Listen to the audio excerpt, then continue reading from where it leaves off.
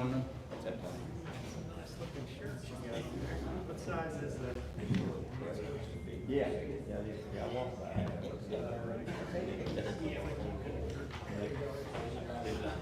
From larger people, I think he does. I feel, we're picking up on that. come see me after the meeting, we'll work it out. I'm feeling singled out a little bit there.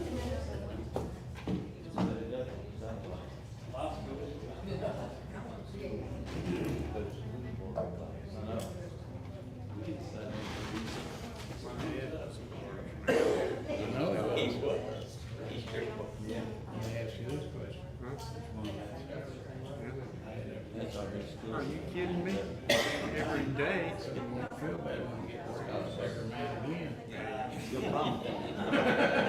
Had so many whoopers. Sure. You know what I always said? I always told my boys that. I said, the bigger I am, I said, you can't catch me, Dad. But I said, yeah, my belt's longer. So you better make sure you're without that reacher at belt. First step means long. Because when you're heavy, you got a longer belt. I remember one time. Yeah, one time. My dad didn't have that little thin belt on. He reached for it. He was mad. When he was around the bar. So I mean, if I'm here soon, it's 9 o'clock.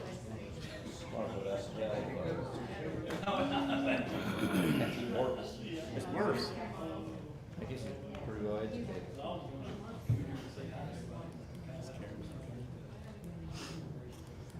Okay. Okay. That's fine. Next year, you're gonna be dealing with us, I think, that's what you want. All right, good morning. I want to get the Washington County Council meeting called to order. Phil, do you want to call your meeting to order, please, for the commissioners? All right, this morning, as we get underway, we're going to stand for the pledge. Andrew is going to lead us in the pledge, and then Gerald will follow with prayer. Pledge allegiance to the flag of the United States of America and to the republic for which it stands, one nation, under God, indivisible, with liberty and justice for all. Let's pray. Most kind and gracious Father in heaven, we give Thee the honor and the glory which is so deserving. We're thankful, Father, for all the good that You surround us with. We're thankful, Father, for the mindset and the health that allow us to be here, each soul which is represented here this morning. We're mindful, Father, especially this morning, of the disaster in Central Texas. We ask that You be with those families, comfort them as You can. We ask, Father, that You be with us as leaders of the community, that we can make decisions which are right and proper in Your sight and the best decision for the community. We ask especially, Father, that You be with those who have chosen to protect us and serve us. Keep them safe. This is our prayer in Christ's holy name. Amen. Amen. Amen.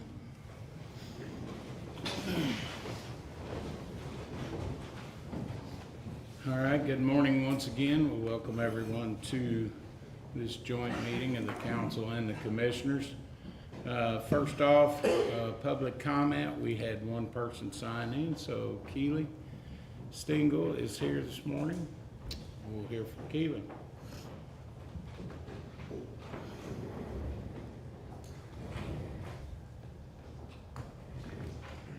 Good morning. Good morning.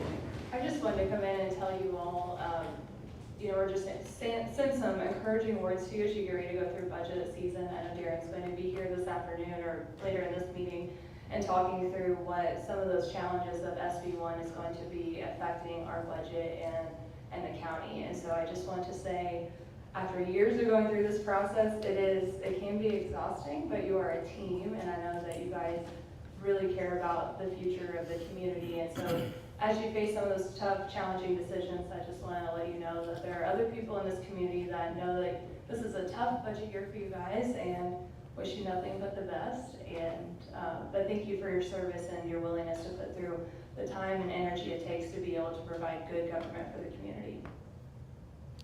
Thank you. Thank you very much. Appreciate that. Appreciate that. All right. First on the agenda here, items for consideration. I need a motion to approve the meetings, minutes from June the 2nd meeting. So moved. Motion by Preston, second by Andrew. All those in favor, right hand. Okay, passes unanimous.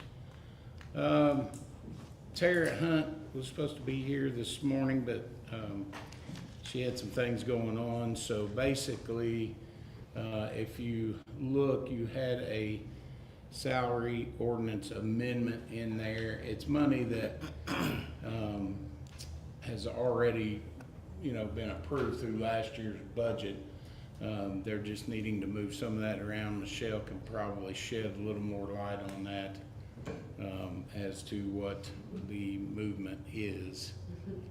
Yeah, the salaries were approved for the 2025 budget, and I'm not sure if you all are aware, but Adult Protective Services contract to the state has stopped as of June 30th. So one of her attorneys was being paid partly out of APSU. So what we've had to do is go in and shift that monies over to county general, which is going to require an additional of $8,600 to the general fund to help him finish the year. But basically, that's what the salary ordinance amendment is, and then we'll have an additional for August to cover the $8,600 that will be needed. And she's shifting more of her other attorney's salary to the county for de-incentive. So there will be an additional for that too in the county for de-incentive. If that makes sense. Anybody got any questions about that? Tara, like I said, she was gonna be here, but had some things come up, so couldn't make it in, but it's pretty much just a lateral move in those due to the APSU going away at the end of June. So that's basically what it is. So we'll do those additionals at the August meeting. Yeah, I just need approval on the salary ordinance amendment. Yeah, on the amendment, so that she can shift that around in there. So I will need a motion to do the amendment. Okay, Brad makes a motion. I need a second. Preston? All those in favor, right hand. Okay, amendment passes. All right, next up this morning, Salem Community School Superintendent Terry Gooden is here with us this morning. Terry just recently appointed to that role for Salem Schools, so you want to come in this morning? Good morning. Thank you so much for having me, and I want to say thank you folks for what you do.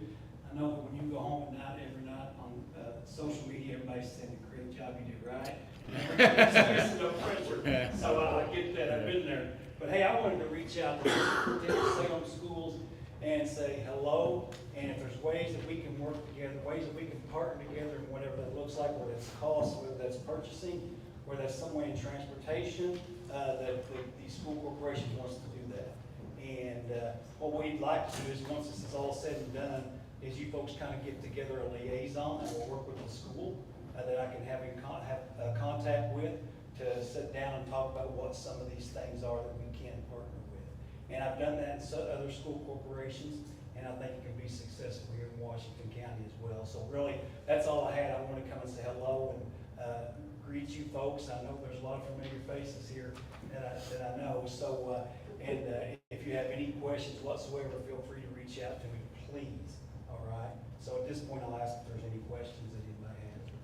No, just a little background. Terry's been a public educator for years. Spent a lot of time with Crothersville recently, and then now just newly appointed to take over the Salem superintendent role for a little while until they can get things trained. But Terry, a real good source. He's worked with counties and budgets and a little bit of everything over the years. So, yeah, good to have you. Welcome to Washington County. Thank you very much. Look forward to our friendship. Please contact me if you have any questions, because I will be reaching out to you folks. But if you will, if someone can appoint, if we have a committee structure work, if someone just appoint a liaison that can work with the school, that we can have communication with, to kind of be back and forth. Sure. about these Yeah, we'll things. put that together and we'll get back to you on that, Terry. Thank you. Thank you. Thanks, folks. Thank you. Appreciate you. All right, next up, approval of additional appropriations. Michelle, you wanna go over that, or do we need to go over it, or Kyra, one of you? Sorry. It's for the town of Parkersburg. This will, we had asked for 16,000, I think at the last one. We've now reduced that down to $3,845.10. This will shore up the general expenses and the utilities lines. And, from this point on, we won't be paying any more of the bills. So any bill we get will be sent to Hardinsburg for them to pay on their own. What was the amount again? $3,845.10. So that's what we're appropriating then? Yes. Okay. Along with that additional was the 2 correctional officers. Right.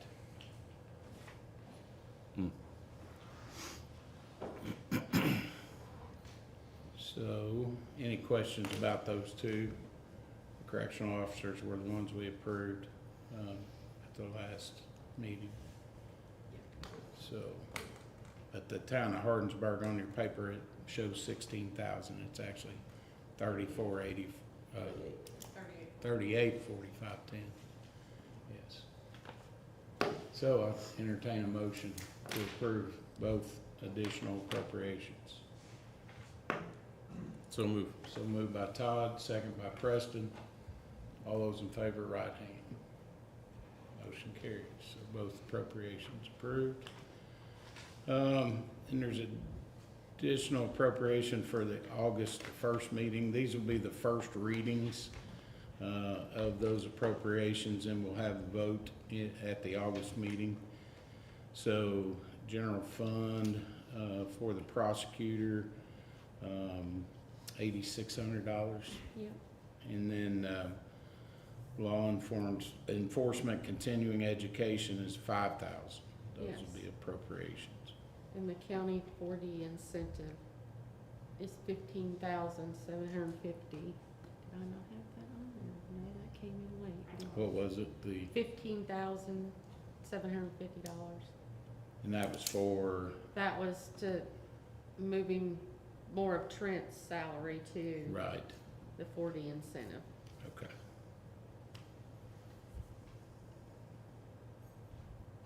So that's a first reading on those. If you need any more information, you can reach out to Kyra and Michelle or prosecutor or about those, so.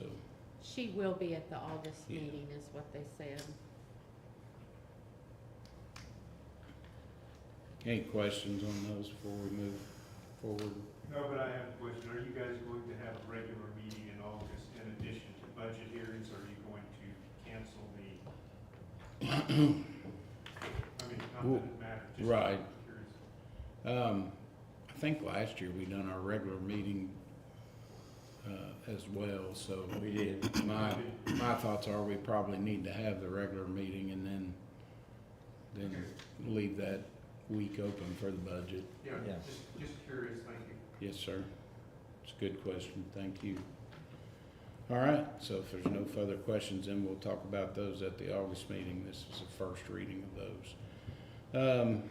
The other one there is appropriate grant money for the solid waste management district, $16,350. She got a grant for recycling equipment, so she just needs permission to take that grant money and put it in the line item Right. Yep. to spend. So I guess we need a motion for that. Gerald makes a motion, second by Andrew. All those in favor? Right hand, thank you. This motion carries for her to move that money. Okay, we're to reports, department heads. Yeah, Rick, you got anything for us this morning? Not too much, it's a busy time of year. Budget's coming up. Anybody got any questions, anything going on, just let me know. Okay, yep. Rick's always, pretty hands-on, so if you need him, if you can catch him out there, not out somewhere working. then Yeah, I see him on a couple jobs. He's on the move a lot. He's on it. Anybody else here this morning? Are you, question? Oh, yes, there's Stephanie. The court side still, doing well. We have, of course, it's love is in the air this time of year, so we're pumping out the marriage licenses. And, election side, of course, yeah, the voter list maintenance project, we are in the final stages of that. And then, of course, with the new laws that took effect July 1st, where they kind of snuck in one of the bills, the definition of a candidate. So even if we're sitting in as an elected official, we are considered a candidate. So that fell over to our campaign finance area. So there is that new law. You all have received an email. So July 11th at noon is the final time for the grace period. So all elected officials, anybody receiving compensation $5,000 and over, or if you've taken in or expended $500, you're to have a CFA 1 file, a committee open, and then you are obligated to the campaign finance reporting schedule. So under the statutes, we do not have to let you know, but I still feel obligated as your election administrator to let everybody know and educate you on that law and get everybody in compliance. So it's added more work to us, but again, it's a new state law that we are obligated to follow. So if anybody has any questions, contact the office. So me and my election deputy, it's extra work, so, but we're having to abide by it, so I understand it's, could be confusing and something that you all have to follow and keep up with. Yeah, if you haven't done that, you need to get that turned in by the 11th. Yeah, and the state has come back because the Clerks Association, that's something that kind of slipped through when we were all fighting at the beginning for our legislation and whatnot. So the state has come back and we'll get everybody in compliance before that July 11th, that noon deadline. Thanks, Stephanie. Thank you. See, Brent, you got anything this morning? Pretty much just gonna echo what Rick said. It has been a busy time of year with Fair Week and the week of 4th of July. Budget time is coming up. If anybody has any questions about the proposed budget, I certainly would like to get with me and talk about things, because some people have expressed some interest in doing so. I'm available. All righty, thank you, Brent. Did somebody have a question for Rick? Did you have a question for Rick? All right, Slip, yes. Oh, are you familiar with of course, the new project? Are you able to go in and look and see what's going on with the new highway project down here? Yeah, anytime. Yeah. Can you bring us a little bit up to date? I mean, where they at and that kind of thing? I know right now they're pouring the material bins. They finished up the drywall and the painting in the office. And I'd say the construction's 90% done. Yeah. 90 might be a big number, 80%. Looking good. Yeah, they're getting real close. I got a question for Brent. How are you standing as far as your jailers down officers? Harlan and getting all that. The jail staff is probably pretty close to full staff. With the deputy situation, we've had a couple more vacancies there on the department. We had a hiring process and we're looking to interview some applicants to fill those positions. Okay. All right, any other questions for any of our elected officials here this morning? I didn't skip anybody, did I? Because sometimes I'm bad about doing that. All right, so with that being said, Alyssa, do you have anything for us this morning? Good morning. Just a couple of things with new Indiana open door law that went into effect July 1st. So some amendments to the open door law changed what qualifies to be held in executive session. So I think that's important for this council to keep in mind if you do need to call an executive session on certain topics. So I'm just going to run through those.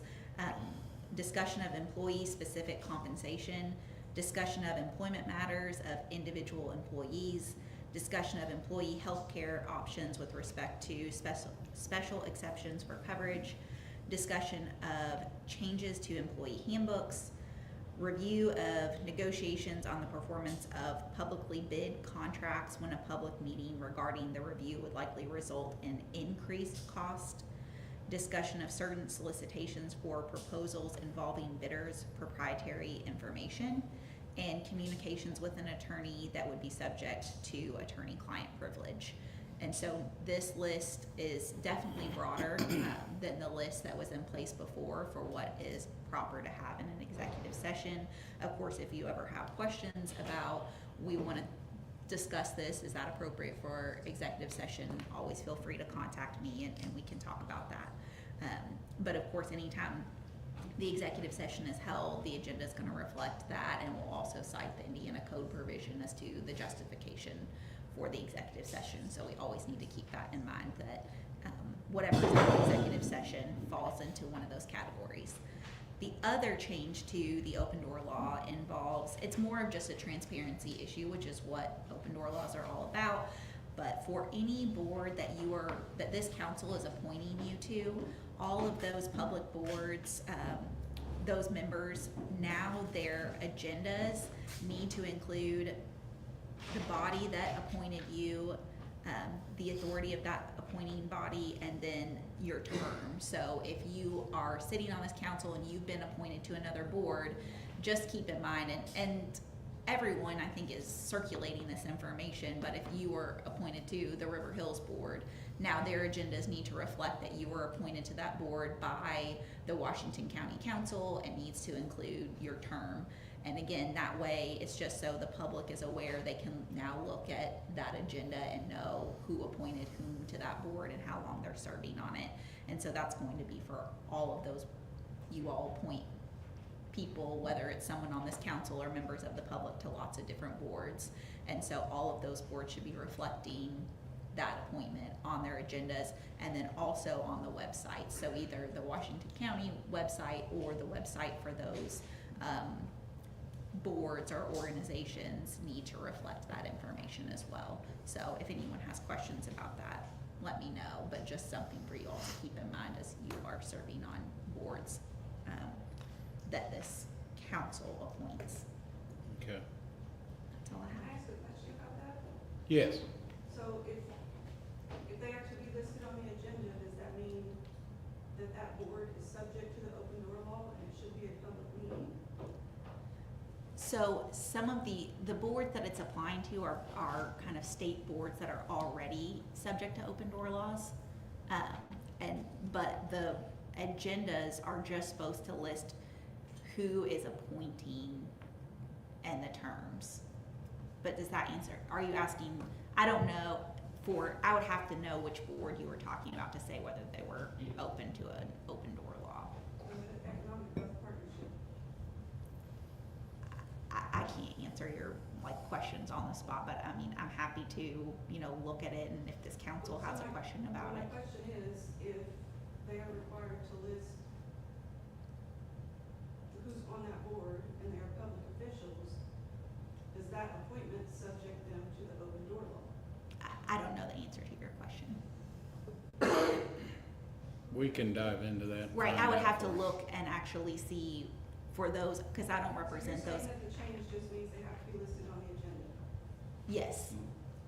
But I don't represent those entities, and so I don't know the full scope of what they're subject to or not. I would have to look at the Indiana Code and check So the how they're appointment created. of someone from the council doesn't mean that they're subject to that law? I think you're asking the same question in a different way, and when I'm Sort of, telling. because what you're saying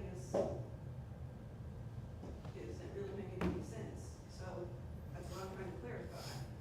You're just saying that it requires them to be listed on the agenda, but the open door law means that they are required to hold the meeting open to the public. Okay, can I help? Yes. Okay. The open door, the new laws on the Public Access Counselor's website say that the Economic Growth Partnership is not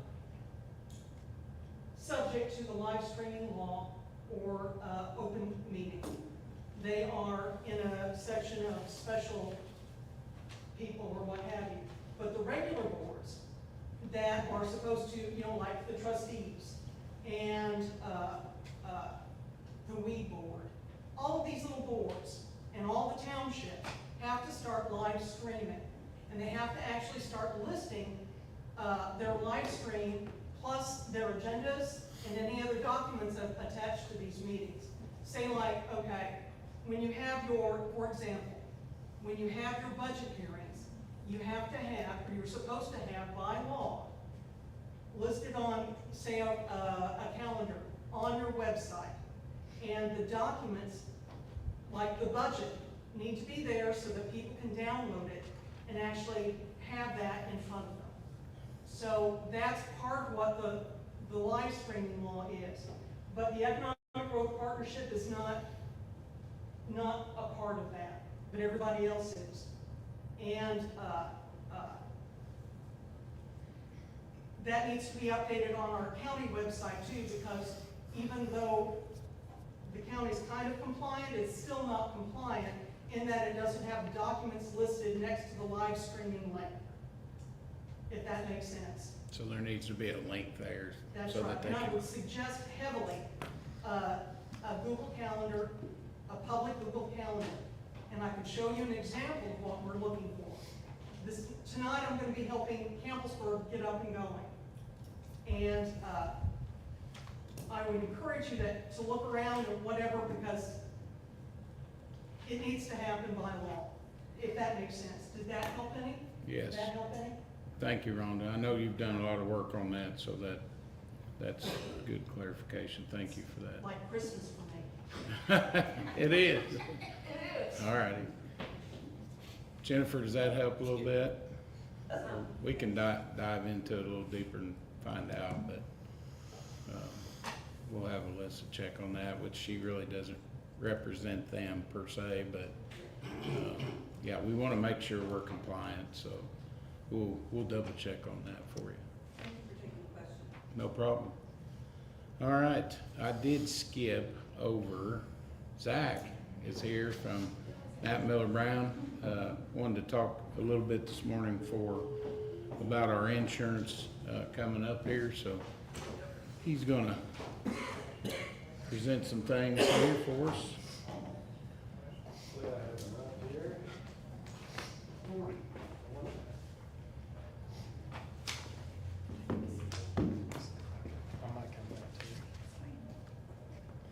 Good morning. There you go. Busy time for you too, and Very busy. yeah, renewal time, right? Yeah. Let's just say it's Yeah, Well, well, he'll get into we'll that. talk about it. There you go. Right. Good, all right.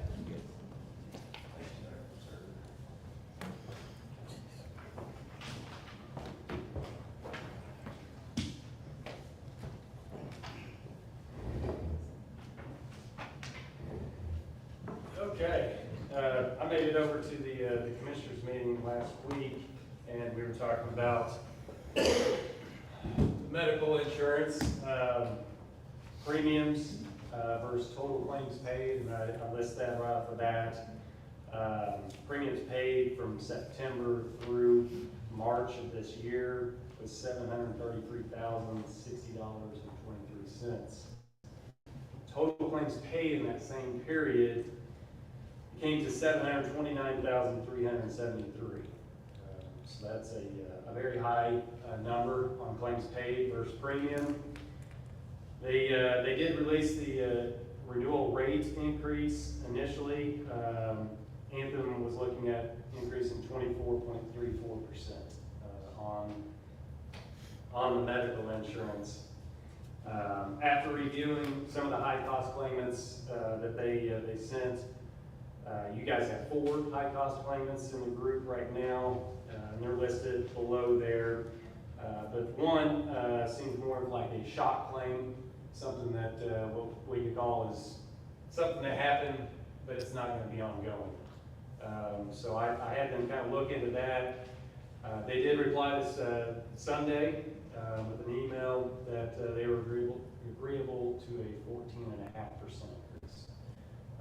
Towards the end of the week, I got, I basically sent this out to bid with Allstate, which is now, they got purchased by Nationwide. It's Nationwide Benefits. They fall more in the level funded space where they underwrite the group. With the claims paid being such a high amount, not sure how successful we'll be on getting a bid back from them, but obviously I'll let you know as soon as I find out. United Healthcare, they have the level funded space. They also have the fully insured space, and that's what you guys are currently in. You're in a fully insured plan. Fully insured, just to kind of give you a brief little snippet of what that means, is you're in basically this very large bucket of people. And fully insured, the carrier can't deny you coverage as a group. So they have to take you regardless of claims, but they can rate appropriately in a large group. So that's what you're seeing. I've also sent it out to Angle Health. They're a newer carrier that uses the Cigna and Aetna networks. I know from speaking to somebody over the weekend that U of L has made some moves, and United Healthcare currently is not in network with U of L. So there's some issues there. Usually when that happens, it's a negotiating tool. Baptist, see that quite a bit through Baptist on negotiating with the carriers for compensation on claims. We'll see what happens there, but I'm keeping an eye on that. Talked last week about kind of the prescribed drugs, the top 10. As you can see there on the list, top rank is Ozempic, and the second one is Mounjaro. These are anti-diabetic drugs. Spoke to Anthem, and they had, at the beginning of the year, changed their approval process for these drugs. I think they kind of seen same situations that was brought up last week on are these being prescribed for just weight loss or as anti-diabetic. At the beginning of 2024, Anthem, to get approved for the drug now, or these drugs, the provider has to send in an A1C test to prove. So that's kind of probably slowed down some of that, where if you want that and you don't have the qualifying A1C number, it would be more of an out-of-pocket cost to the employees instead of on the tiered copay. But you can see that there's quite a few scripts there that are being ran for those drugs. On the second page there, it kind of breaks down the census. You guys carve out spouses on the plan, so really the employee has employee-only option, and then employee, child, or children option. You've got the $3,200 deductible plan, or you can decide with a $1,000 deductible plan. As you can see, you got 73 employee onlys on the $3,200 deductible, 12 elect children coverage on there, and then on the $1,000 deductible plan, you have 48 that do employee only, and only 9 with the employee children. And that shows the 24.34% increase. That was the initial rate increase that Anthem was going with. Obviously, email got that down to 14%. And then I just broke down kind of the employer cost, the contributions that you guys put towards the medical insurance. Legally, you have to at least cover 50%. You guys are well over that, especially on the employee-only options. For the higher deductible option, you guys contribute 95%. which amounts to, if on that 24% increase, that's $743 out of the $783. So you guys covered quite a bit on the employee-only option there. As you can see, 95% on the higher deductible option. If you elect to have children on the plan with you, it's 65% is what the county takes care of. And then you go with your lower deductible options with the $1,000 deductible, you guys cover 85%. And 60% if they choose to add their children onto the plan as well. So with that total monthly projected cost of the 24%, you're looking at about $113,374, and that's the monthly cost for the employer side. Annualize that, you're looking at about right around 1.3 million. I wanted to also come here and talk about a free program that they do provide the employees of the group. It's a Move to Medicare program. There are quite a few that are getting closer to that 65 age range, or they're already 65 plus. Anthem provides the group assistance. You just call the hotline, and they can kind of line up with your supplements to kind of mimic as close as they can get the group plan that they're currently on. Free service. It's a way, obviously, as an employer, you can't force anybody off the group to go to Medicare, but it may be a benefit cost-wise to the employee. It's a free program that they have. It's provided to them. So wanted to add that in there. There's flyers that I can provide you guys to put on bulletin boards throughout the county offices, just to get the word out there. That is there. Excuse me, who did you say backs that program? Anthem. Anthem. Yeah.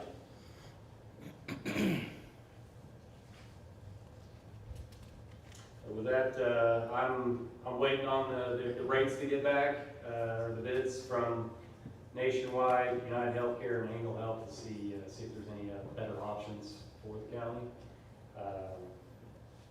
We'll see. Yeah, and this, insurance continues to be a big concern for not only the council, but the commissioners and our county employees as a whole. So that's one reason why we wanted to bring Zach in, let him explain, because this falls under our board concerns, and it's something that pretty touchy every year, and it continues to get that more and more that way. So just wanted everyone to kind of understand, what he's dealing with, trying to provide that service to our employees. So any other questions for Zach on the insurance? What's that? Did you find out anything on the clinic? Yeah, on the clinic, just kind of go over that. They renewed January. They're capped at a 4% increase each year. To give you an idea, and this benefit is for the employees that elect medical coverage. It allows them to go to the clinic over by Jean's Extrusions to get your kind of preventative tests, a lot of generic drugs. If they don't carry it, then obviously they can provide that at a different pharmacy. But last year you had a 3.2% increase, which amounted to $88.66 per member per month to $91.50. I won't know what that increase would look like until we get a little bit closer to October, but they are capped at 4% there, so that's where we're at with the clinic. I think a lot of people, Donna does great out there, but I think a lot of employees, when I go around on the open enrollment. People are always asking, is the clinic still, Right. still going? I'm like, yep, we're still going with it. I wanted to add, I know you guys do carve out spouses. The question was asked about rates. If you added spouses to the plan, they are on that second page. And also employee plus family.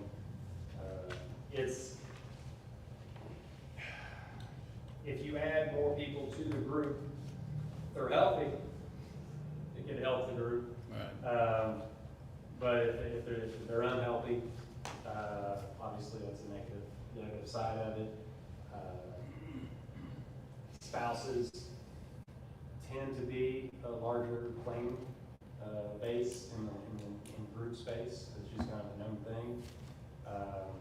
But it is a benefit. Obviously, that's been carved out, and that was due to how unhealthy the groups were several years ago.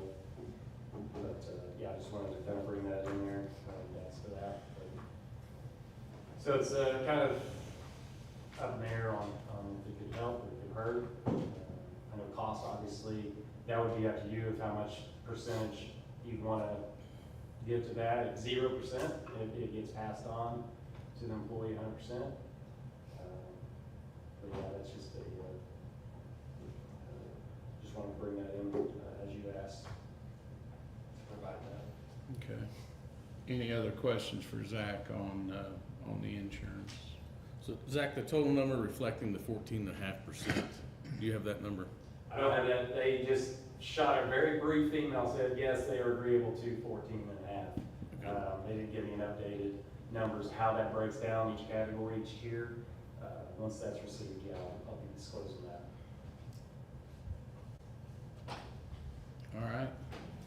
Zach does a great job for us. Thank you.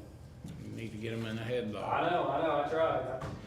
Get him down the best you can. All right, thank you, Yeah. Zach. I'll add just, with fully insured space in Indiana, you're very limited. We had Humana. You guys had Humana for several years. Had a great Go 365 program, wellness program. Anthem does provide a program. It doesn't stack up as well as the Go 365, but when they left the group space medically, it just kind of it's down to United Healthcare fully insured, Anthem fully insured. There's some carriers that will use Cigna and Aetna. It's just kind of a tough spot that we're all in. Gotcha. Thank you, Zach. Appreciate it. No problem. Thank you. All right. I kind of jumped over Kyra there. Kyra, did you have anything this morning? Sorry. Okay. All right. Board comments and concerns. We'll start with our guest this morning, our commissioners. Phil, you got anything? Not really. Okay. Todd? I think I'm good, thank you. Okay. Mr. Cardwell? No, sir, thank you. Good. All right. We'll keep going around the room. Preston? No, sir. Todd? Is there any update on the 4-H building? Waiting Almost on the finished. Indiana Economic Development Corporation, they prioritize child care projects, apparently the Y is, they've approved that. No, she left. So that project, they get it funded and. Yeah, why, you mean? Yeah. Yeah, my understanding was they did that. They're doing things piecemeal, and of course they have to review everything that was submitted with the new governor. You know, he was on the Trump Elon Musk kick and don't have any problem with it to an extent, but trying to be more economically responsible. The Indiana Economic Development Director either resigned or was fired.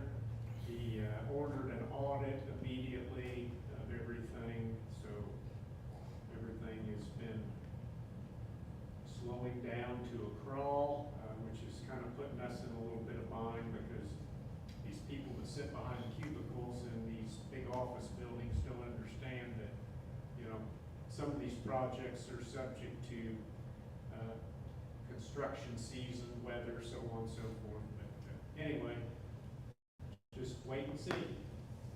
Thank you. Andrew? Good. Good. Mr. Gilbert? I don't have anything. Mr. Fleming? Good, thank you. Okay. I don't have anything myself this morning, and we do have, as we move forward in our meeting, I will say Darren Bates is here, I believe. Is he not here yet? He is not here yet. Okay, well, we're gonna have Darren Bates here hopefully, this afternoon to, or behind our meeting here to kinda, go over some things on that Senate Bill 1, so, We just go ahead and start the budget hearing? no, Todd, we can. But give me a break. Yes. What I was gonna do.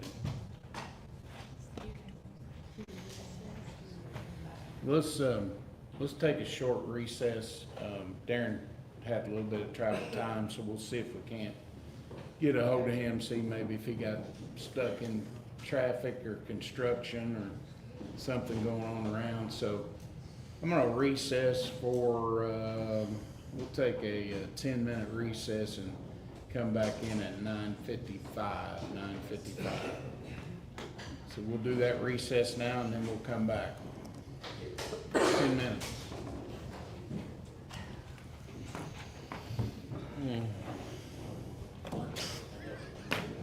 Oh, yeah. That's right.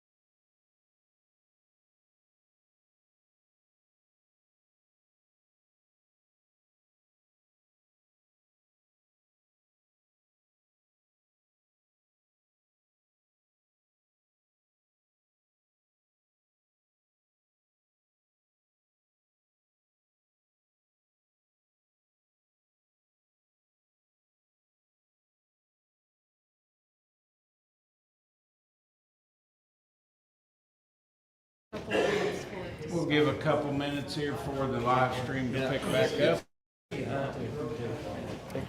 Come in. Nice to meet you. Nice to meet you. Hey, no problem.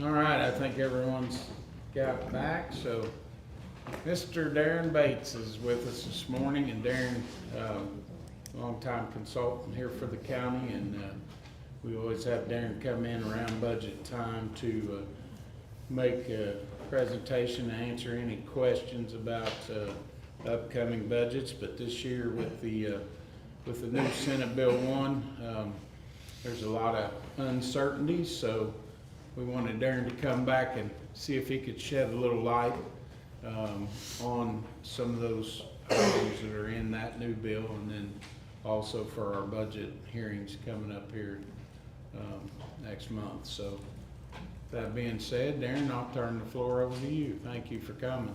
Yeah, if you don't mind, I'll stand. No, you're fine. 3 hours, I'm a little stiff. I bet you are.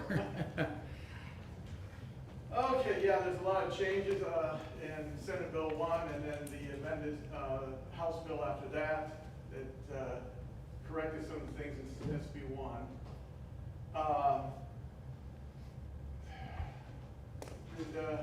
Michelle, did you give them this thing? No, they haven't got that. This is the interactive spreadsheet that I've given Michelle over the years and has the latest from last year for this year, the certified lit money.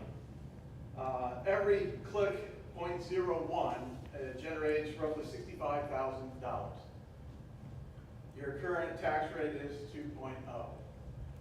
Now that's for the entire county. In 2 years from now, they're dissolving all that. It's no longer going to be a countywide income tax.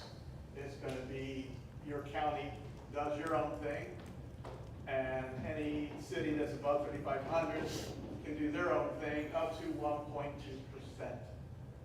All the cities and towns that are below 3,500, they have to come to you and let you decide that whether you want them to have an income tax in those other towns. Now, it's also a matter of if you can't do it for one, if you do it for one, you do it for all. There's still a little gray area on what happens with that money at this point, which they're constantly going to change. I should start out the conversation was the fact that I put 20 questions together. I think we're on our 11th week, and they were going to get it to me in 10 days. So that answers a lot of questions. They don't even know, number one. Number two, they can't even agree between the Senate Finance, the House, whatever they call their side, the Finance, the Legislative Services, and the DLGF. When I mean the example would be, I think most of you probably heard that if you have a homestead, that they're going to give you up to 10%. At the very end, when the bill is done, and say your bill is $1,000, you can get up to a 10% or 10% up to $300. So in other words, your $1,000 bill, you get another $100 off on your bill. The catch is, DLGF, in one of the conversations I had, said that the way they read the interpretation, that is a qualifying, that you qualify because you have a homestead.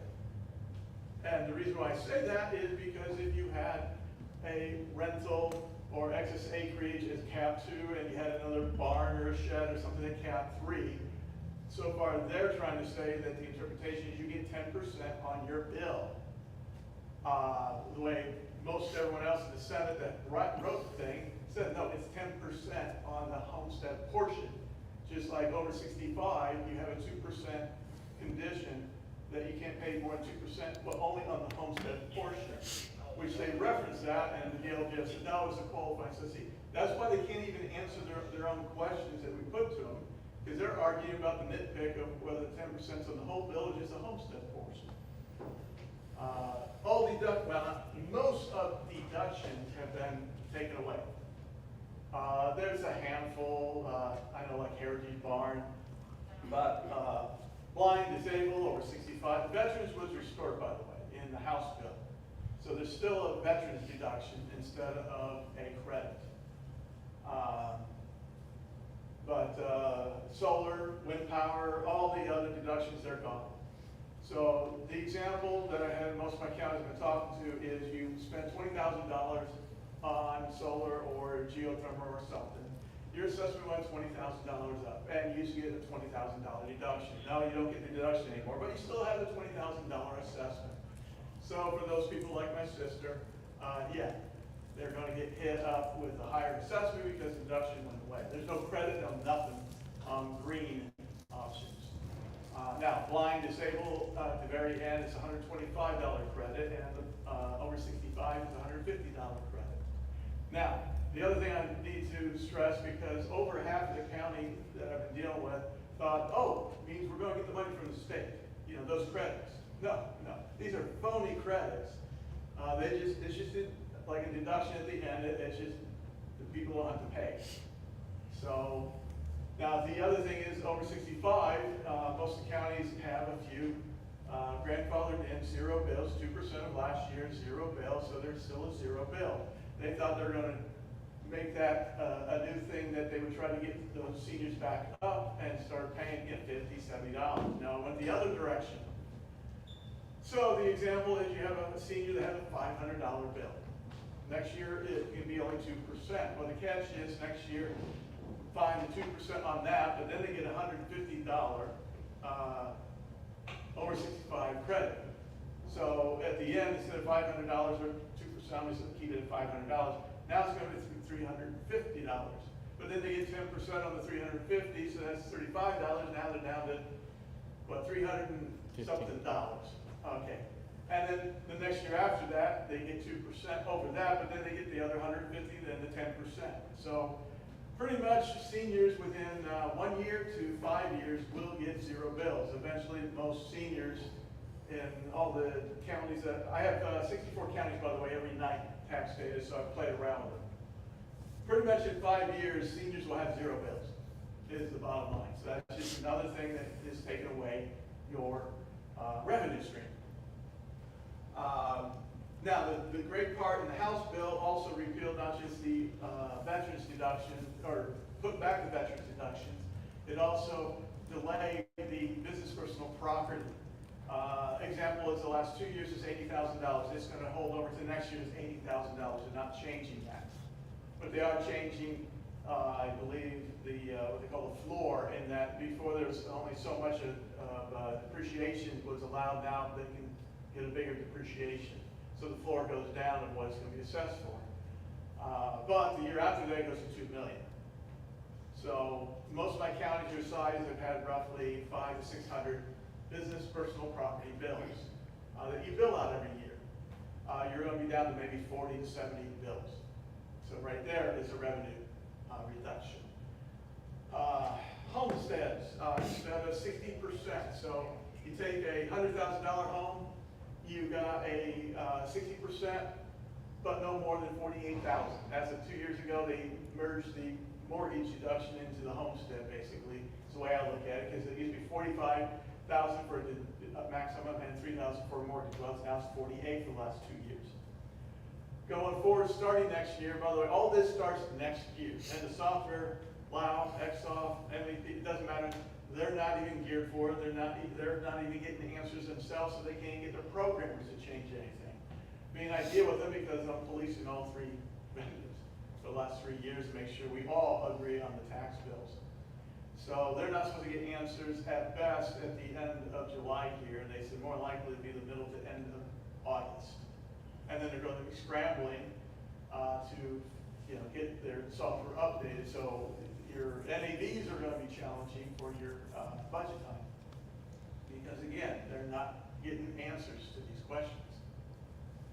Bottom line is very noted, and you have many statistics from the state that NAVs are going down. The revenue, though, back in mid-1990s, the first law was whatever you got this year, you're entitled to. So the bottom line is if you drop, say, $40 million of net AV, just means your rate's gonna go up. Because you're entitled to that same amount. They never touch that side of it. Back to the homesteads. The bottom line is there's no longer a percentage. There is a homestead deduction of $48,000. On top of that, the supplemental that was supposed to be only a 3-year deal, we're in our 15th year. Because the homestead deduction was so integrated into our laws for 3 decades, they didn't want to fiddle with trying to modify it. So what they did is they're phasing it out. Because the supplemental was a mistake, it was only supposed to last 3 years when we phased in caps. Therefore, they can change it on a whim because there's really no laws tied to it because it wasn't supposed to exist and it slipped through the cracks. So this year was 37.5% supplemental deduction on a home after your homestead deduction. Last year was 40%, but for the prior 11 years it was 35%. Up to $600,000, and being above $600,000 was 25%. But again, they did away with all that. Now it's a flat 40% for next year. I think it's 47 or 48, and then 50. The bottom line in 5 years is going to be 66.7% deduction for a homestead.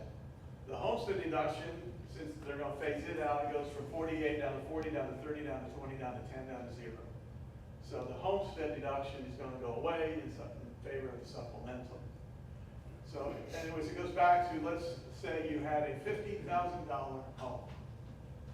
You get a $48,000 next year, a $48,000 homestead deduction. Now you're down to $2,000.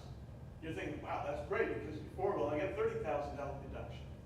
Then on top of that, you get a 40% deduction of the supplemental on the $2,000 that's left. So now you're down to $1,200, $1,200. Now you're thinking, hey, they really targeted poor people. No, because then they put a final thing on that there's a floor. You can't have less than 75% of your deduction. So they jack it back up to $12,500. But if you look at the homes that are about $150,000 to $200,000, they're actually getting the $48,000 and the 40% and eventually 66.7%. So they're never going to hit that floor.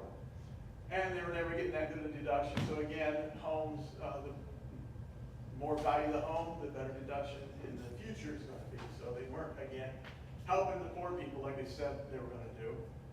One of the other questions I put to them, that again, I have no answers at this point, I'm just going to go with pessimistic attitude, is people that live in mobile homes have always been cheated. As I said, you got a 60% deduction on your house. But someone living in a mobile home only got 50%. Now, supplemental was on top of that, so they at least got that, but they never got a veteran's deduction. If you lived in a home, you got a veteran's deduction. If you lived in a mobile home, you didn't get it.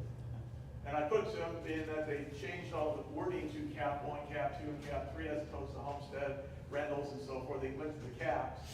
I asked them, did you finally get rid of that? And are they treated the same way? And at this point, again, no answers. So I'm just going to take it on faith that they are still going to cheat people in mobile homes. I got to go with something because I got to give you and other counties, in my case, by the end of this month, I'm going to go ahead and do my best to get you NAVs for next year, well before your software is going to be able to do it. Because you got to have something. And Michelle and I already talked about that a few times. So I'm going to try my best here in the next couple of weeks to get her some NAVs. The bottom line is, I don't know your rates outside of your town here, outside any city limits, probably 1.1, 1.5. Yeah. Given time, time as in 2, 3, 4 years down the road with all this kicking in, no, they fully intend that. That's going to be probably an easy 2, 2.5, or even 3%. That people out in the sticks will end up hitting caps where we've gone 16 years without people in the sticks hitting caps. So just think about the fact that Salem here, if they're already at 2.8 or 3 or 4%, no, it's going to be like 5 or 6. So the bottom line, there is no growth other than the reassessment, the increasing of your assessment, which they already acknowledged that the cost tables were flawed and misleading because of the boom in targeted sales areas. It wasn't across the state, but so the bottom line is nothing ever goes down in our life. Taxes don't go down, assessments don't go down unless you appeal. But we'll probably see a flat line for at least 2 years. Now, get me started on farmers. I have no idea. That's the thing out of Purdue. I mean, it was high one time, so they dropped them down. Now they're saying it's still high, but I have no idea. But the reason why I brought that up because there's a new deduction for 2%. There was never a deduction for the 2% category, Cat 2, I mean. So rental properties, farmland, mobile homes, nursing homes, all those at Cat 2 are starting out next year at 6% deduction. So that is going to lower again your net AVs, and it's going to ramp up in the next 5 years to 33.4%. So if you've caught on, homesteaders deductions, Cat 2 deductions, all the credits going to everything, the bottom line is net AV keeps dropping, therefore that's how we can get above a 2 or 3% in the sticks because the net AV keeps dropping, so the rate has to go up and continue to get you the money you need to operate. So, now, going back to the lit income, you can have as a county government in 2 years, and believe me, everything I've told you today will be changing next year. They've already told it, the governor is pissed off also, he's been saying on the radio. They're not happy with anything that happened. The bottom line is, none of it is going to be good for government, you. All it is going to try to increase deductions, like I said, the supplemental, because it's not tied to anything, they can change that and escalate it faster. Or add, instead of $150 credit at the end, make it higher. As much as, by the way, I've been dealing with one of the senators that co-authored the bill, and he's as frustrated as I am about trying to get answers, because he's the one who told me he'd have answers in 10 days, and around the 9th day he called me, I said, wow, the fact is early, you don't have answers, do you? You don't know when you will. And he laughs and says, yeah, I'm getting stonewalled just like everyone else is. So, now, looking at what you have, like I said, you generate $65,700 roughly for every click of a 0.01 rate. You have a 2% rate right now. Looking at your shares and total shares and public safety and economic development and the little bit you put to 911, you roughly have $7.5 million. I was driving at the time, I was just doing it in my head, so about as close as I could get. You divide that by the $65,000, that means currently, with what you're doing now, as opposed to the 2% rate that you currently have in the county. Under the new law in 2 years, your rate could be 1.15, but you have a maximum of 1.2.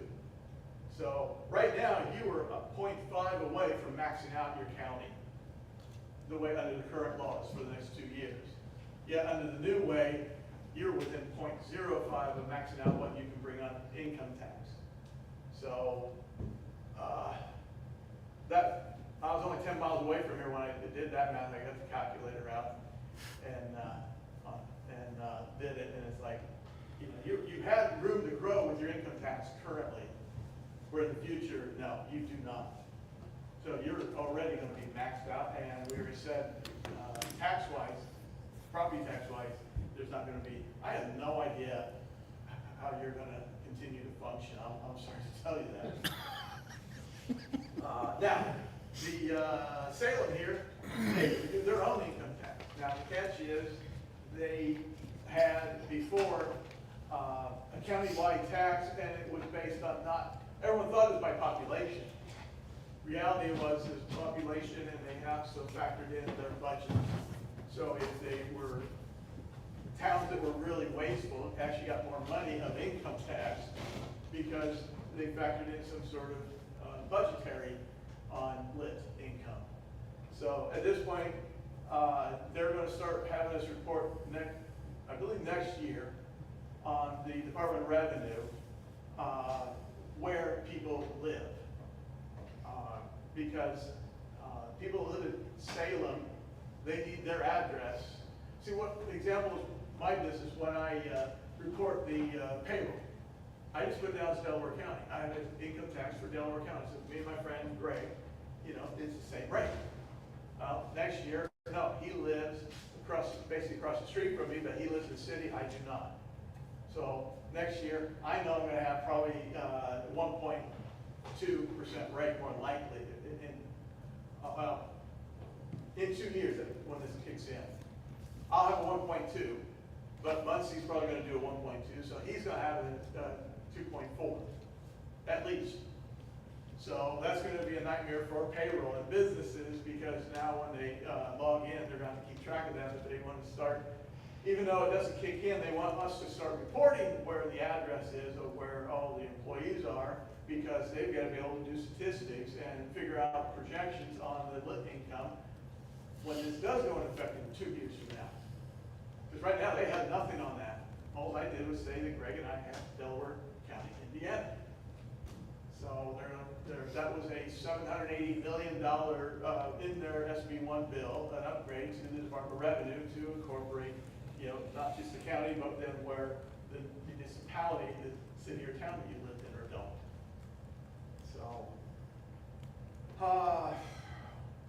currently you have, like I said, 0.5 capability of raising your income tax. For many years I've been trying not to have you do that, trying to be responsible. But at this point, all my counties that have no PTRC are in the same boat as you. They have a 2.0, 2.1, 2.2, and the max is 2.5. I said, being that most of them are at a 0.95, in your case 1.15, there's really no growth. So I said, at this point, you got 2 years to basically put it back in build up your rainy day fund if you have one. If you don't, then create one, or build up your general budget to, if you're in the red, one county was basically teetering on the red. I said, you need to build it up. And you can do it for another year or two at max. So at that point, I don't like raising income taxes, but at this point, you know, what are you gonna do in 2 years when you can't raise it anymore and you have nothing to do with property taxes? In your case, you can generate $3.2 million as a county as on any combination of buckets. Again, $3 million that can go to economic development. All the different buckets you have currently is economic development, which you don't have EMS, but if you can look into EMS, you know, if you have ambulance service or somehow you're paying for that. Public safety, you do have currently a public safety 0.27 with a 911 of 0.02. If those are healthy now, you have extra money in there, then you don't really need to increase those. But if you're teetering on it, then as things go up, you really need to make a buffer there for yourself. Correctional service, if your jail's okay, you know, that's fine. Otherwise, those are the, you know, it's just a matter of whether you raise it or not, and then what you do with that money. Now, in 2 years from now, they're going to tell you that there is no more buckets. Many seminars or lectures or whatever you go to, they're going to say, oh, there's no buckets, they're all gone. They won't be identifying them. Yeah, what they call it is going to be general income tax or lit revenue that comes in, and you put it in a fund. It's going to be dropped into a given fund of where it is dropped into. You can't pay from there. You, as a council, have to decide what fund you're going to put it into. In other words, let's just change the word from buckets, seated. You know, your commissioners, I assume commissioners over here. Okay. I remember there's both council and commissioners here. The bottom line is, currently your commissioners are in charge of the economic development money. Not anymore, because that was one of the questions I put, and when I finally found out that it's just general revenue. All it is you, the council, decide how much money of that general revenue out of that fund will go into the seated fund. At that point, then the commissioners can manage it, but it's no longer that this is seated money that came in. It's not a percentage. It's just general revenue that you decide, how much do I put into 911, to CDIT, to EMS, to whatever, it just goes to, but you have to account for every bit of that. And a buffer of corrections like they used to do for the credits and for 911. But the point is, every year you can adjust it and say, well, no, you had this much less, so we're not going to fund it as much. Again, it's just a budgetary thing now in the future, as opposed to waiting for the state to come up with whatever math. Oh, here's your seeded money.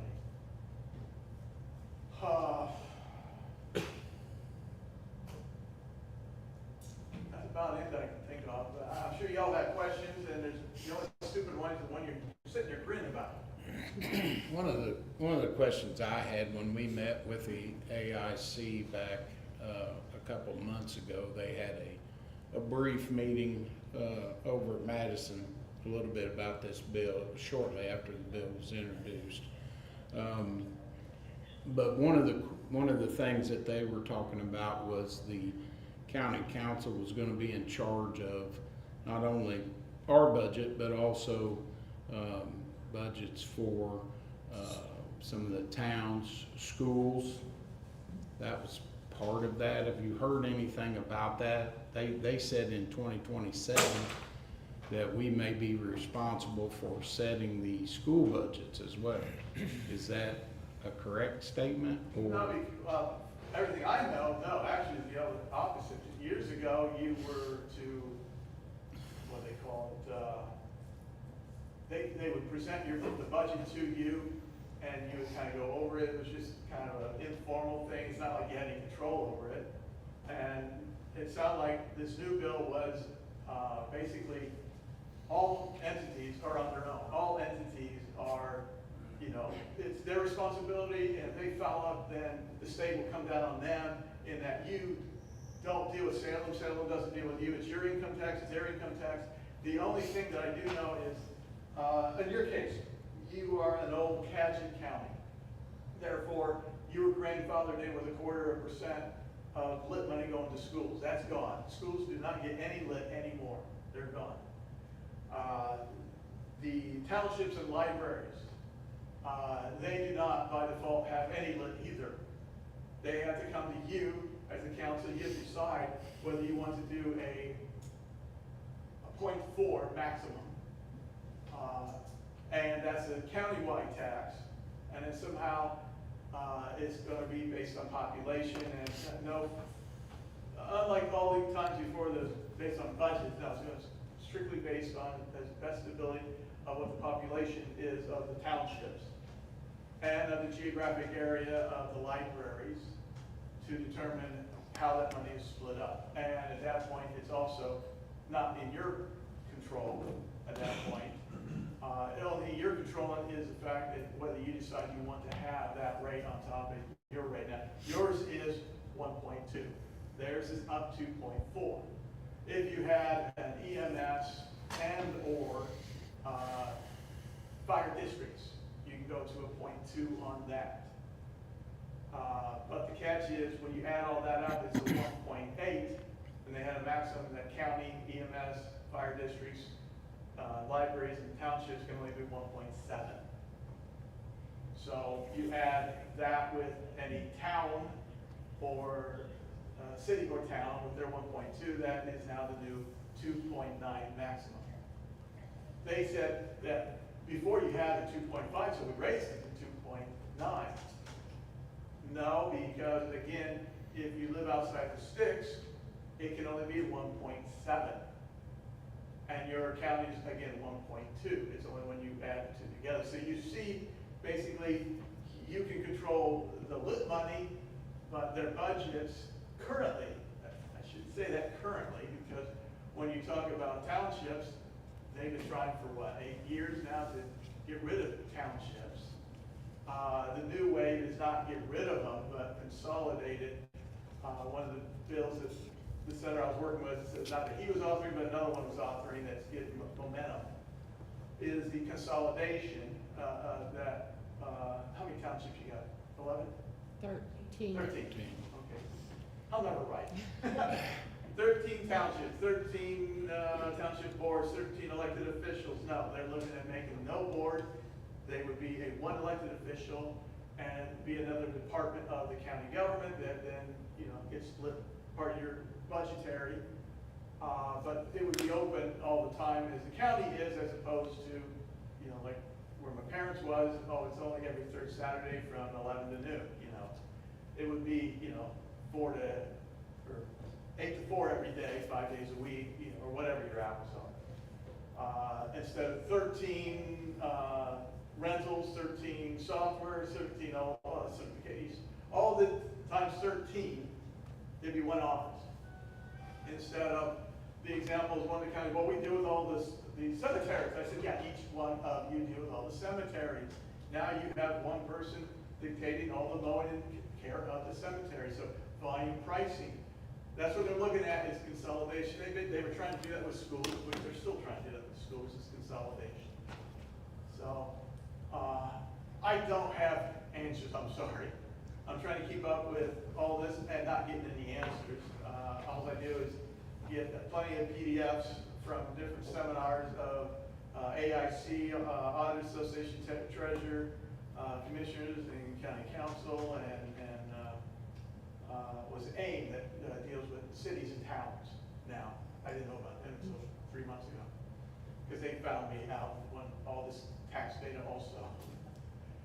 So, but my goal is, again, that my 64 counties, I'm going to be able to find, at least try to get them some net ADs in the next 2 to 4 weeks.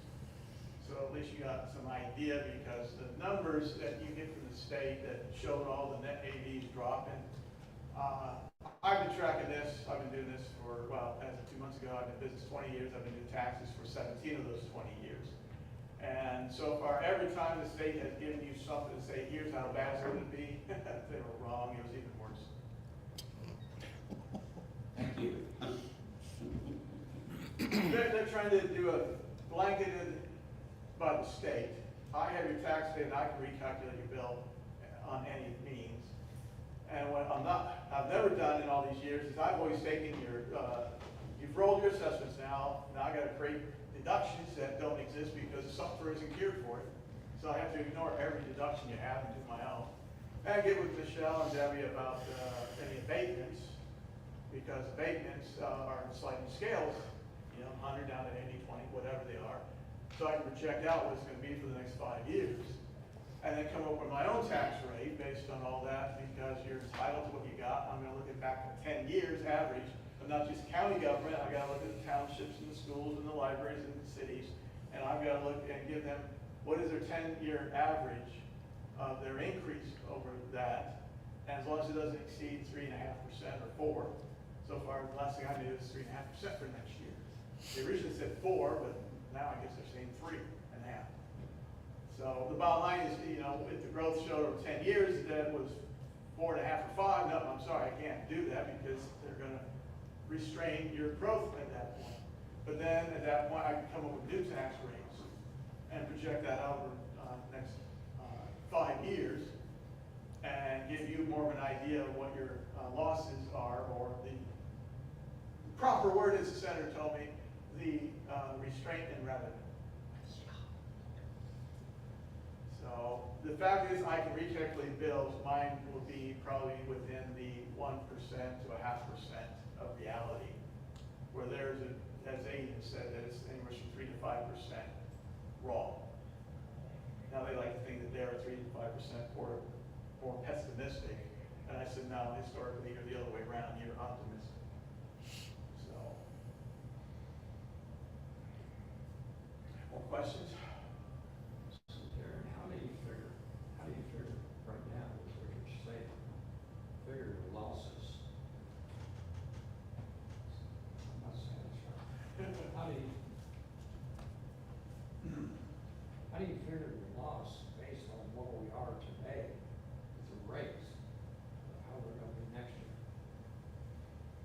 Again, that's where I'm hoping to get, now that your assessor rolled, I can come up with, you know, what is, and I'll have to manually figure out the deductions. Now, all I can do is base it on the homesteads of today. I have no idea who's going to get a rental next year or be a home next year, so even mine is flawed in the respect of projecting out beyond, next year at that point. But next year, I should be pretty much on the money, that, let's say, I don't have any numbers, if we had whatever your gross AVs are, minus all your deductions and your abatements and exemptions and all that, comes up at the tips. Here's your net AV. The bottom line is that net AV next year will probably drop, say, $20 million. Just for argument, just a number. That means your tax rate, if your one of your townships was at 1.5, that's probably going to be a 1.75, because the law says you're still entitled to the gross taxes that you had before. Plus, let's say the 3.5%. So I'm going to increase what your budget was and not just give you to what that was, but 3.5% higher of all your units of government. And say, okay, now here's what your gross amount is going to be. But in doing that, now that's the gross, that's the attempted amount that you try to build. But now we have to look at all the circuit breakers and the credits that aren't funded. And the credit of the 10% back, and the blinded, disabled, not that there are a bunch of those, but the point is it all eats away at the net revenue. So the bottom line is, what is the net taxes at the end? And that's, again, hopefully by the end of July here, I hope to be able to give Michelle, and she can give to you, here's what my projection is of what the NAVs are and what the net taxes generate from that. Because again, and what my intention is that on my website that I did for you, there's a reality is, here's your property taxes, and you pull down all the historical years. What I need to do is come up with a static one that says, here is the next 5 years. You don't click on it and go and see all the details that you're used to. It's just here each year, and here's what, and that's, again, that's based on that no assessment change. All I got is the pay 26, assessments. But based on that, what would your bill be in 26? And with the law changes currently, what it would be in 27, 28, and 29? Based on, now we got $2 million business person probably going away, that means the rate has to be jacked up. So if next year instead of 1.5, I said it's going to be 1.75. Well, the next year after that, without the business personal property, I'm sorry, now it's going to be 1.9.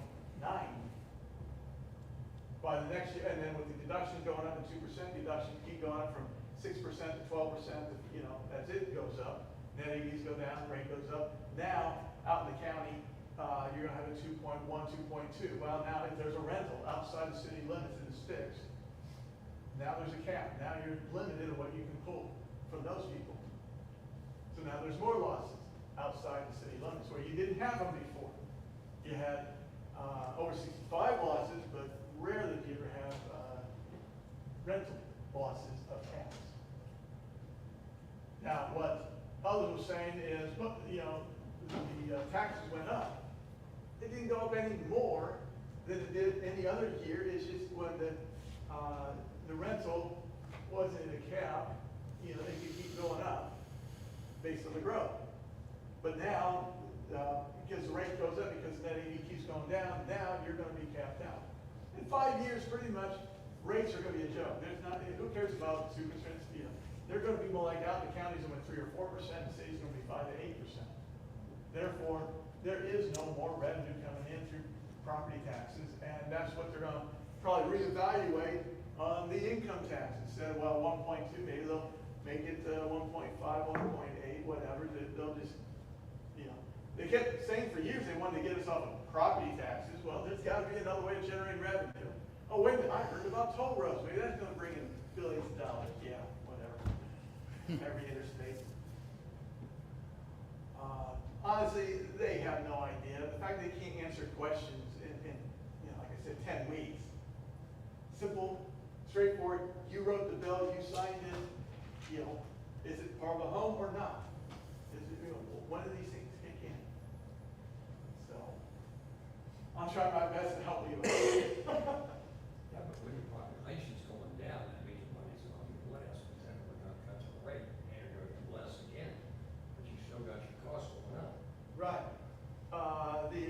on that one was, they said, well, having the business personal property go up to $2 million, that's gonna spur the growth of business coming here. I said, business personal property is a small amount of money compared to real property businesses. And with the deductions of homestead and rental and ag, what happens? Business assessments will probably end up going up, but on top of that, they're the ones that are gonna start flipping the bill. Because the rate keeps going up and they don't have any deductions. And therefore, why would people want to bring their business here when, you know, my building is gonna get taxed even higher? You take the turn of the century, 2000, pretty much homeowners are paying a third of the bill.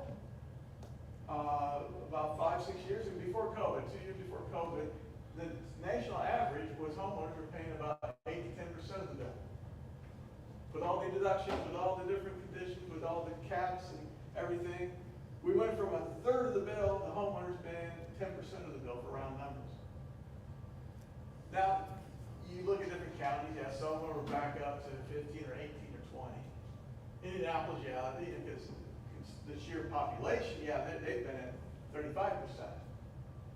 But if you talk to sheriff's office, fire department, all the services, homeowners use roughly 80 to 85% of all the services. So, again, I don't have answers, but I'm trying to deal with this madness. They're going to get anyone somewhere. We got to fund different things. It's just a matter of the county government's the worst one off, by the way. To give you an example, I got the budgets from Wabash County, sent it to the senator and said, here is every fund, every department, every fund. And you can look at this, when I say law enforcement, the judges, the courts, the clerks of the courts, the probation, the sheriffs, anything deal with law enforcement. Most county government is anywhere from 80%, as little as 80%, up to 90%, again, based on each county. But think about it, let's just go with the lower 80%. 80% of your budget, it is law enforcement. They said, well, there's so much waste between all the other 30 other departments, auditor, treasurer, assessor, recorder, you know, think of all the other departments. They don't even account for 6% of your budget. You can chuck them all out the door and you're only saving 6% of your budget. Most everything you have is now mandated by state and federal laws. Now cities and schools, no, they have, you know, if they really had a per child credit, but where I lived for many years, we had 5 schools, Oak Hill, Madison Grant, Eastbrook, you know. Each one of them, because I have a classmate of mine that is a superintendent.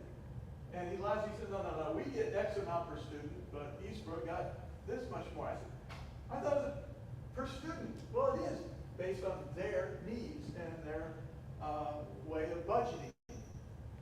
I just thought it was a statewide, you know, it's this much per student. No, it's not. If a city was based on population, then they want to generate X amount of dollars. Again, these are conversations I've had with the senator. Why is things not geared by population? The libraries by patrons. You know, no, it's arbitrary of, you know, what they decide to put in a budget, what they can justify to increase the taxes. The bottom line is, I've had conversations with many House of Representatives, senators in the last 2 or 3 years, and they know what we have, for no matter what sinking ship. Everything we have is not working. They're going to have to come up with something, but I don't have answers. I don't have solutions. I don't know how to bring in the revenues. I said that the problem is you can't just blanket a statement to say, here's what you're going to do. You got to look at your budgets and decide what are needs and what are wants. You know, growing up with number 3 of 7 kids, most we ever had was what we needed. Our wants is when I had to walk along the roads and pick up beer cans and pop bottles to make my own money and mow yards. So that's why I just tell the senator, I mean, you know, it's just a matter of looking at and trying to work with the counties and cities and towns and find a new way of being able to figure out what do you need to run your government.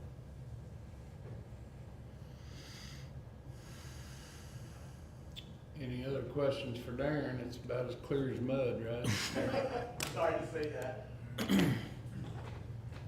With these, Darren, that, go ahead. Bubba had referred to a meeting that we attended there, the AIC meeting, and they talked about a lot of this, and they indicated to us that the counties that would be hit the hardest would be ones exactly like us that, we don't have a lot of businesses necessarily, big businesses, rural, agrarian-based, and that brings into question, are they changing the 6-year commodity price average where it drops off? Is that being changed also? Something about that? That's over my head, but your first statement about rural, Fountain County, basically the grain elevators are industry. I've got 64 counties, I've got 7 of them that I've had same conversation with David Bardoff at the AIC, and I said, your county is mostly homeowners in Cap 1 and Cap 2. You have very little Cap 3. What did I just come through? Seymour? Yeah, 1 by Seymour. Yeah, they've got industry, they've got business. Whereas Jackson County doesn't help you any. You're more out here in the middle of nowhere, so therefore your rules. So it's going to hurt you. How you bring more people here, I have no clue. But yes, as I said earlier, they're giving the rates in Cap 1 and Cap 2. They expect to bring the revenue in Cap 3, and you don't have it. Dave and I had already talked about when SB 1 was being written. When it was being written, when I started doing the senator, it was only 57 pages. And it ended up being out on 100 pages.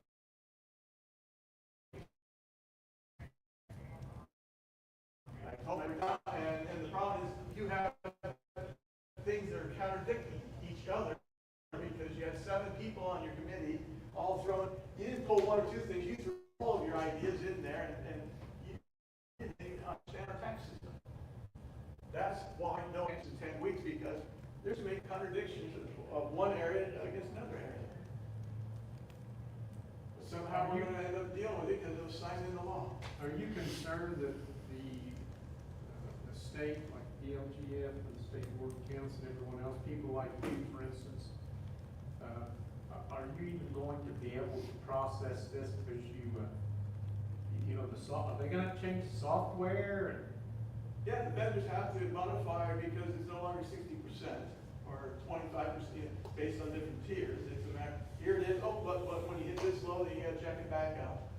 Then at the end, when you finally do the, and we got you off of PTRC, property tax replacement credits of years ago, which is great. Because the 2 years have gone anyways. I told you that, and they finally, 2 years, it's gone. And 2 of my counties says, well then, we'll just keep it until the state goes away. But I said, so you're going to take Grand County, where I used to live, you're going to take a $15 million hit of property tax relief. And half of that is coming in as revenue, and half of that revenue is for the county government. You're going to take it in 1 year instead of stepping it down for the next 2 years.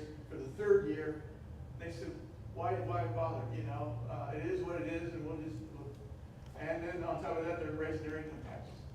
They're bringing more, and then throw it to some of the other buckets that, not 911.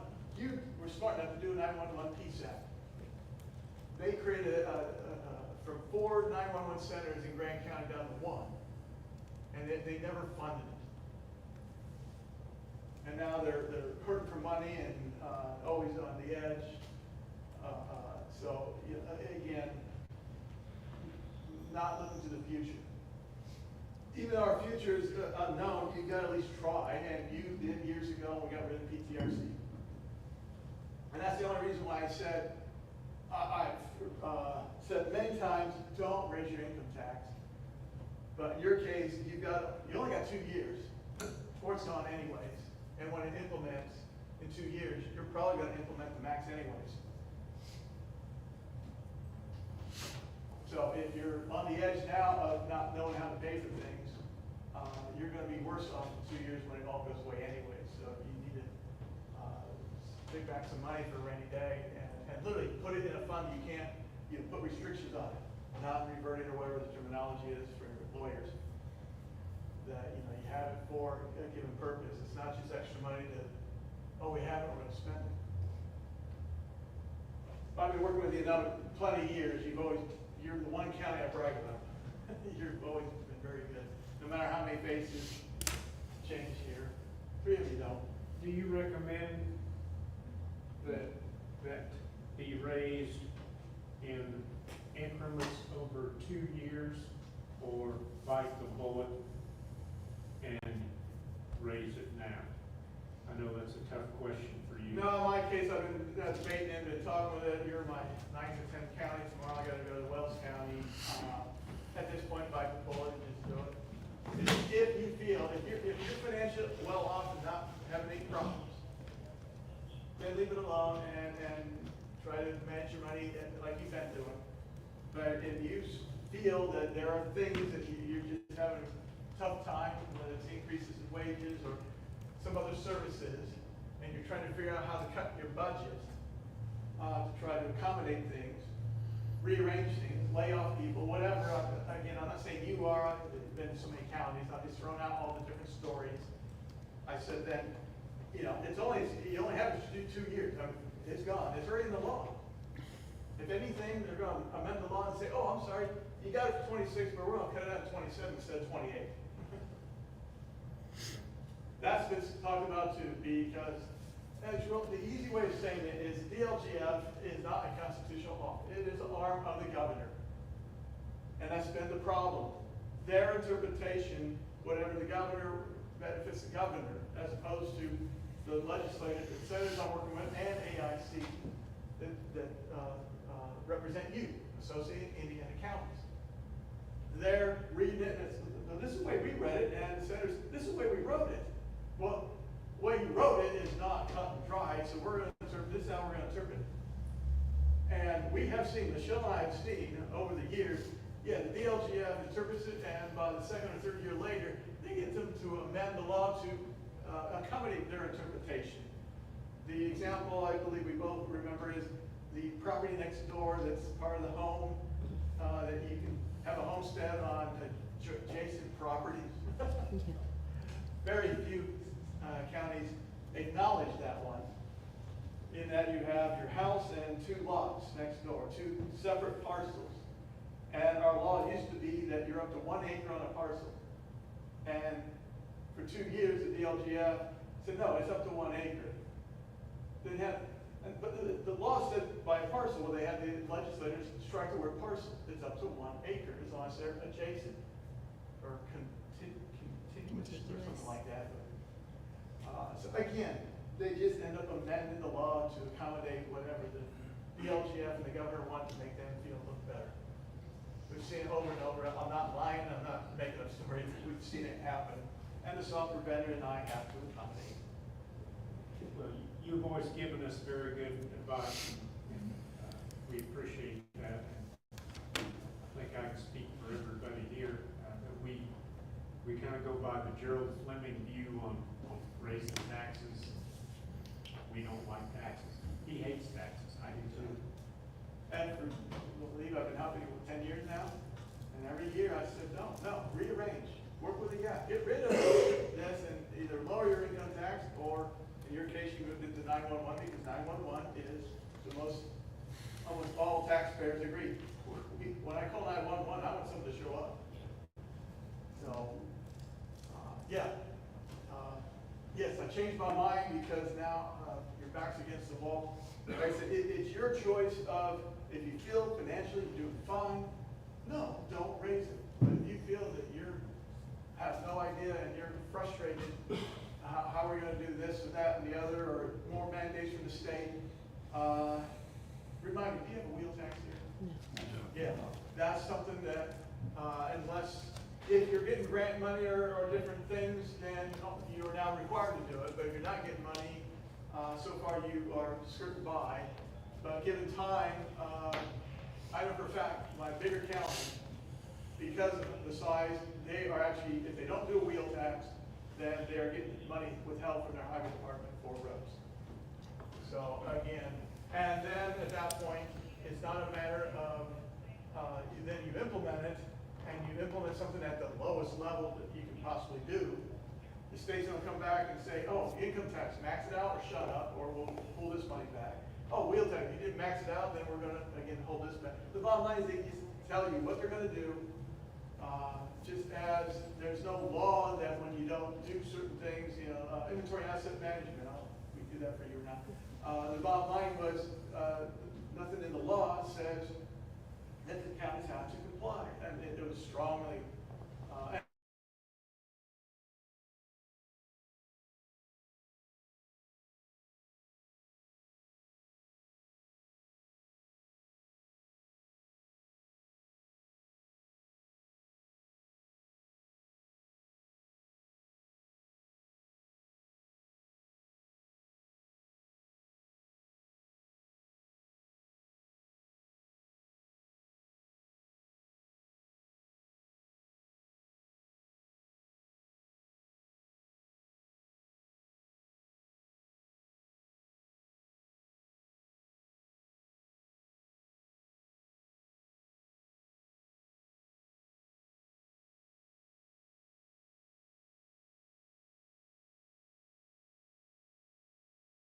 have no idea what's excised.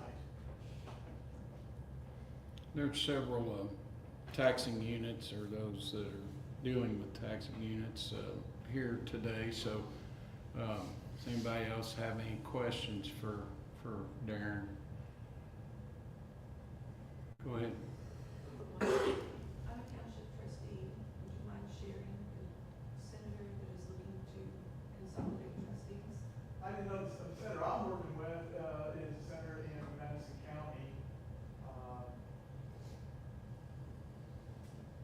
call him Mike. Yes. He's the one who told me that one of his other senators was, I didn't get his name, I didn't ask him. I just said, I've been hearing it. He said, oh, no, it's the momentum, the desire is increasing now. I know there was a state rep. What's that? I know there was a state rep, Jim Lucas out of Seymour, that is I looking to do don't, I that. used to deal with the House of Representatives a lot.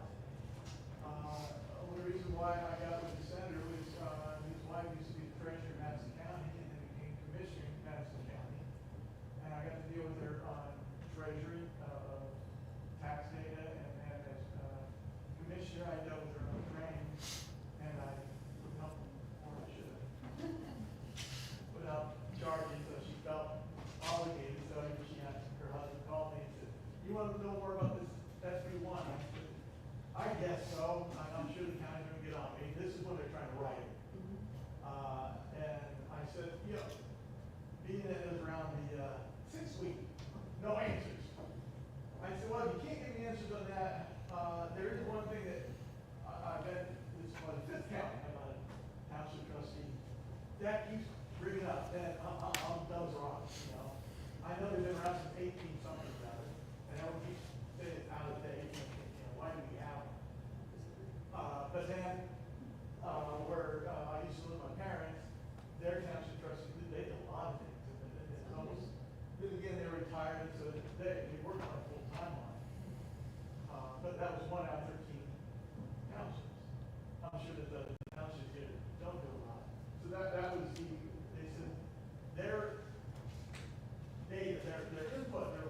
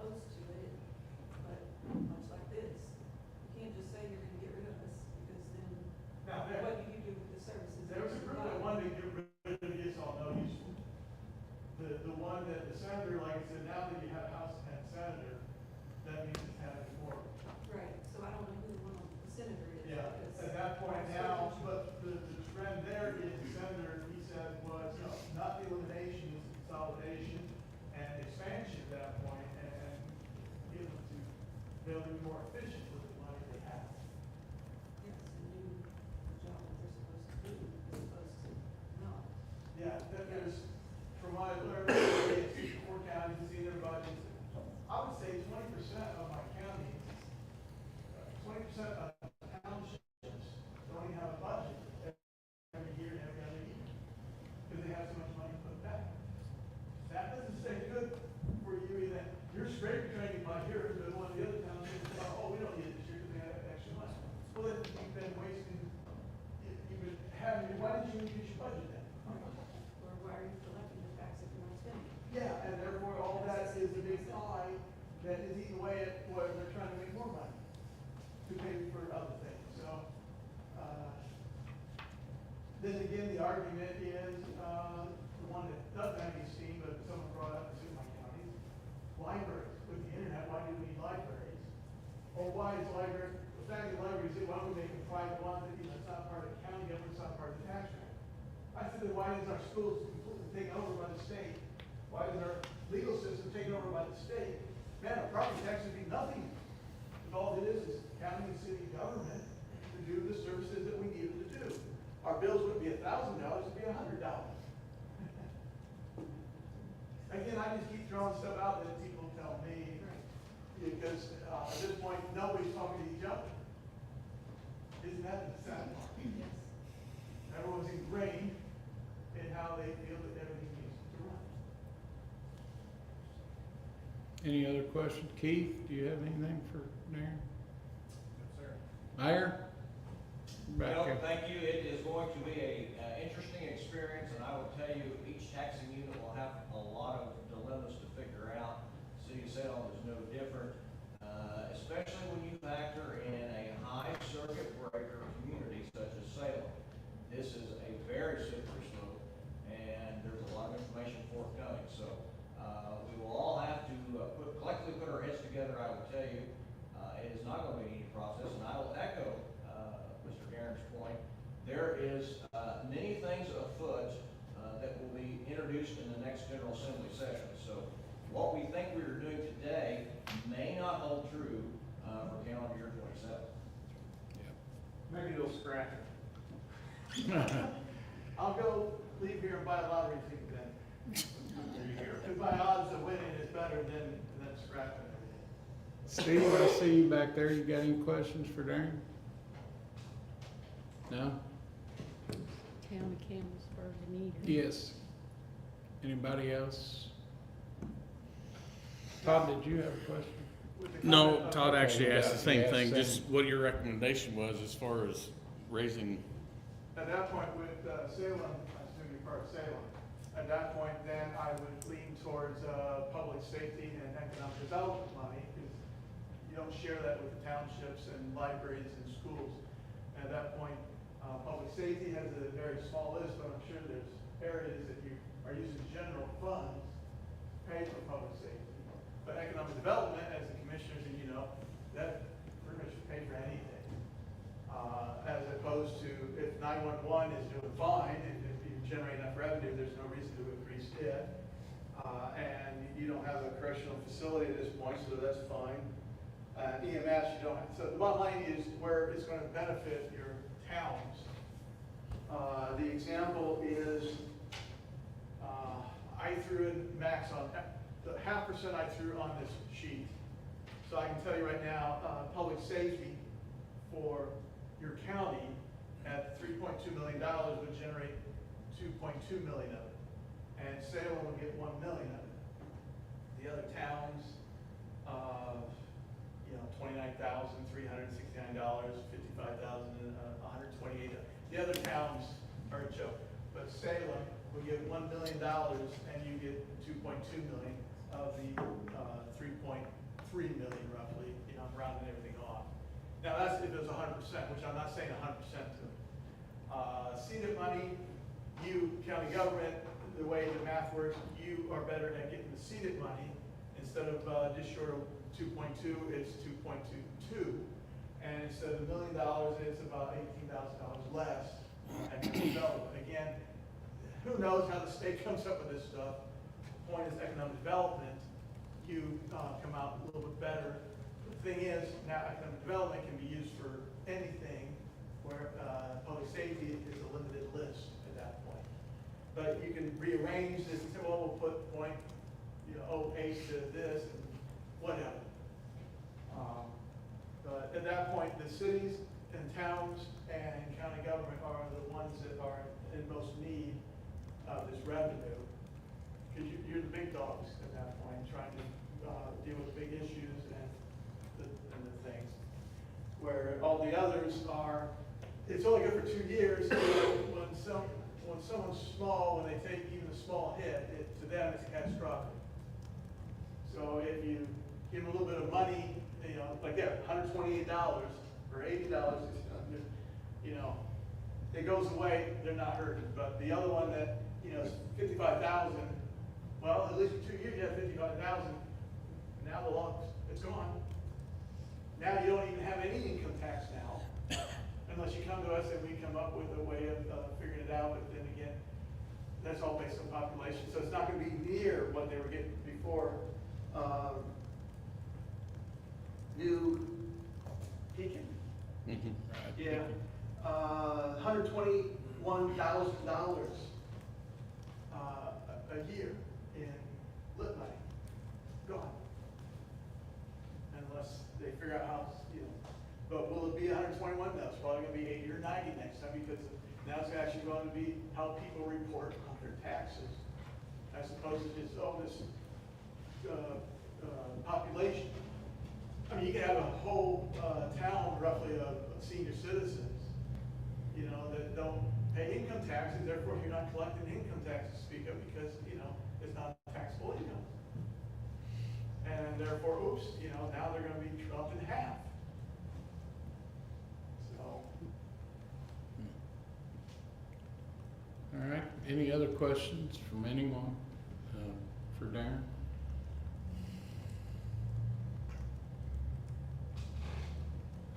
Guess everybody's got it figured out. All right, if there are no, oh, yes, Stephanie.